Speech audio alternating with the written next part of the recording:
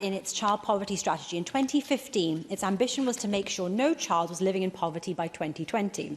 Needless to say, we're now in 2021. As Save the Children has reported, Wales has the highest child poverty rates of any nation in the United Kingdom.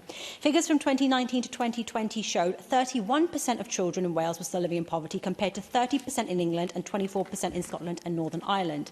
Even before the pandemic, almost 200,000 children were living in poverty here in Wales, with a higher proportion of children affected than any point in the past 5 years.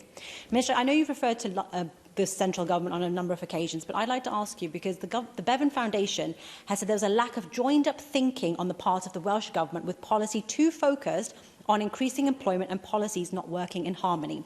Therefore, Minister, what is your response specifically to the Bevan Foundation, and how will you ensure an integrated cross-government approach is followed to eliminate child poverty here in Wales? Thank you.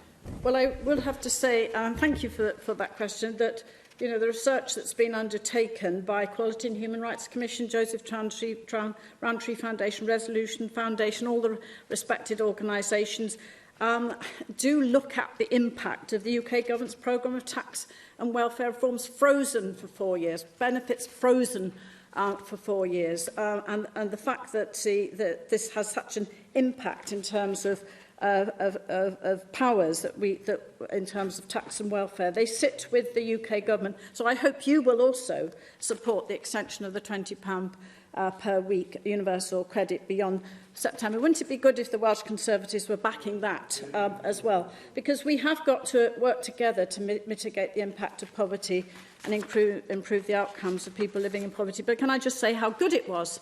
There was such support yesterday for the Minister for Economy when he announced the Youth Guarantee, because that is actually going to have, employment does have a sustainable route out of poverty, giving that offer to all those under 25. And it is about a joined-up approach. Of course, our Child Poverty Action Plan is setting out the Welsh Government's objectives for tackling child poverty. And I hope you will read the 2019 progress report and the one that I announced on Monday. Sophie Williams.